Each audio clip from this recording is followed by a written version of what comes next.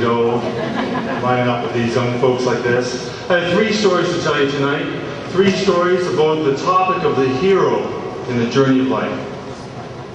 Topic number 1. Story number 1 is about Mark Black. Mark Black is a 27-year-old man from Moncton, New Brunswick. I met him last year when he ran the Halifax Marathon. The marathon last year, not this last month, but about a year ago, the marathon a year ago, was a crazy rainy day. In fact, it was so crazy that as soon as you ran out the door of the Metro Center, you'd be hit by a wall of water. Like that, huge wall of water.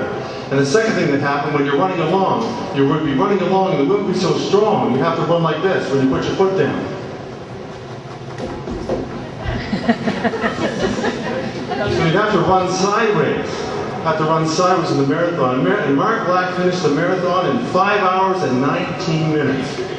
Now, for you folks that run and you enjoy marathon running and stuff like that, that's not a great time. That's not a super duper time. But I want to tell you a little story about Mark Black that makes him a hero. Mark Black, age 27 from Moncton, New Brunswick, 3 years before he ran the marathon, he had a heart transplant. And not one, but both lungs transplanted. Now, to people that are waiting for a transplant, Mark Black's a hero. But there's another hero story that I want to tell.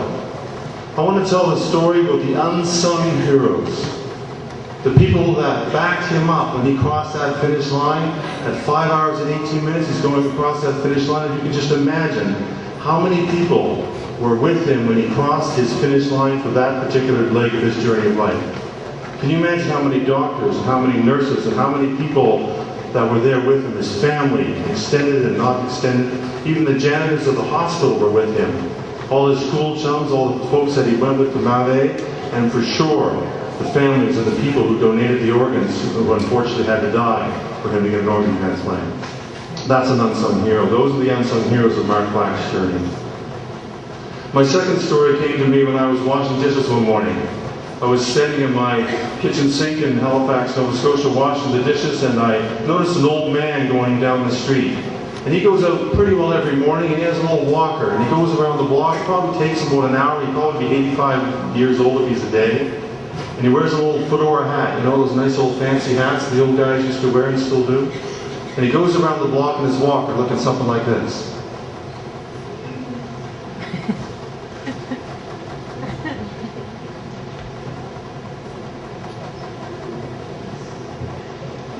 And I've seen him a couple times, but one particular morning, it was a different morning. I was washing the dishes and he was going around the block and a little tune came on the radio. It went something like this.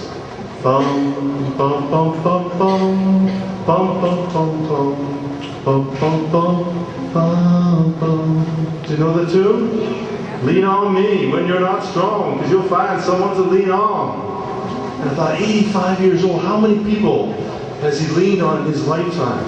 Not just the walker, but all the people in his lifetime. And maybe how many people has he supported in his lifetime? How many people has he depended upon? And I thought about myself, well, that's nice, the old guys out there depending on people and stuff. And I thought to myself, you know, I don't think I can relate to that. Because I have a confession for you, folks. I'm a guy.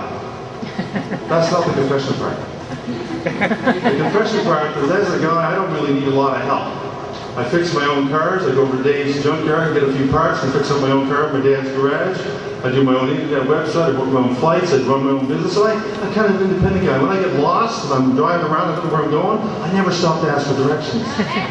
So I'm a guy. So I had to think about that for a while. Then I thought about, well, when has that ever happened to me?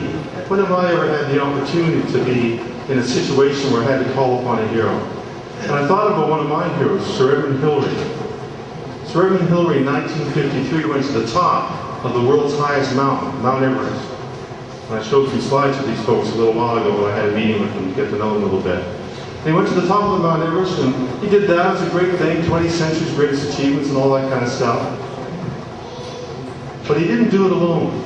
It took 350 porters, 350 Sherpa guides to carry 10 tons of gear, enough gear to fill this room. 3 months to get that one guy to the top of the mountain. So I want to talk about Everyday Everest, because the 350 porters, the 350 guides are the unsung heroes of that man's journey. And I want to talk about some unsung heroes in this room today. And I want to share with you a little story that goes along with that. I followed in his footsteps in 2001, and ladies and gentlemen, I made it all the way to the bottom of Mount Everest. Thank you very much. So I got to the bottom of Mount Everest, and I wanted to see Mount Everest. It's still a bit of a hike. I didn't go crazy and go to the top by any means, but it's still a bit of a hike. And it took a long time to get there, and there's lots of stories about, 50% oxygen, sucking through milkshake straws to get your oxygen. But I got to the very top of the mountain, the 18,000-foot mountain I wanted to climb, which looked across from the Everest Valley. And it's a lunar landscape, and it's so beautiful because they call Everest, they actually call it Sagarmatha, which means the Great Mother. And the Great Mother is literally like you're in the bosom of a big granny. You know when you're a little kid and you're sitting on your granny's lap? It just feels like that when you're in the mountains like that. It's so beautiful.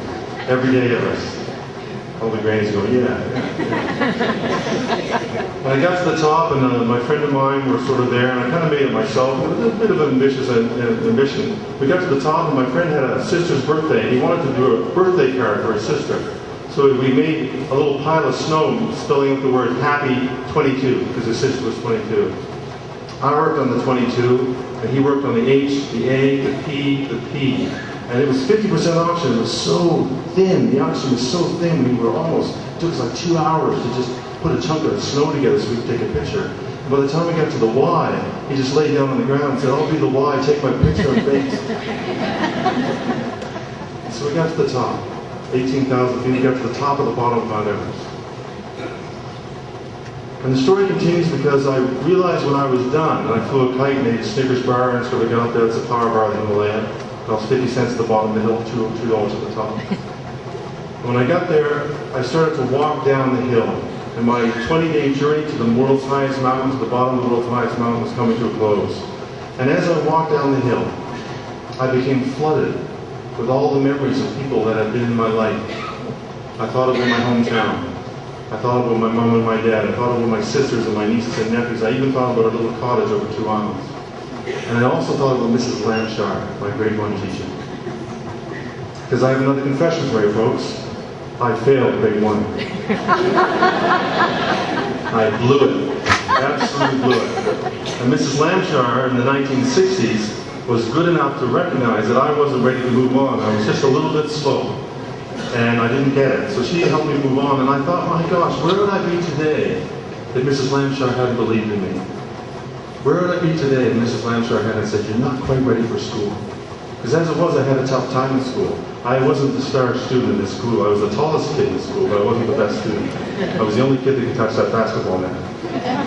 But I wasn't the best student. I just barely scraped through university, and I really wondered today what would have happened if Mrs. Lampshire hadn't been my unsung hero. And I told you I was going to tell you 3 stories. The third story is about the heroes on the everyday Everest that have climbed to the top of this mountain we call grade 12. There's peaks and experience in life where life will be different from now on. You will have hills and valleys, you'll have other experiences, other challenges, other roads to travel, if you will. But I want you to remember one thing, that for you to get up those stairs, to climb to the top of this mountain in your life, and probably for the rest of the mountains that you'll find, you've had some unsung heroes. Unsung heroes that have been with you for a reason, a season, or a lifetime. And those unsung heroes are who you're looking at right now. They are your guides. They are your Sherpas. They are the people that help you get to the top of your peak experiences. And they are the people to be thanked. So today is about you. There's no question about that. It's about the heroes that you've made, what you got to get here. And I understand some people had to put up with a lot to get here, so congratulations on that. But I want to acknowledge the unsung heroes in this room. And if you ever forget that you can call on them through your everyday Everest, through your ups and downs, through your hills and valleys of your life that you're going to encounter as you go forth from this place, if you ever forget that you can count on them, and come back to Parrsboro where people still wave at you when you drive down the street. If you ever forget that, I want you to hum a little tune to remember. It goes something like this. Bum, bum, bum, bum, bum, bum, bum, bum, bum, bum, bum, bum. Not too, but you got it. Thank you very much, ladies and gentlemen.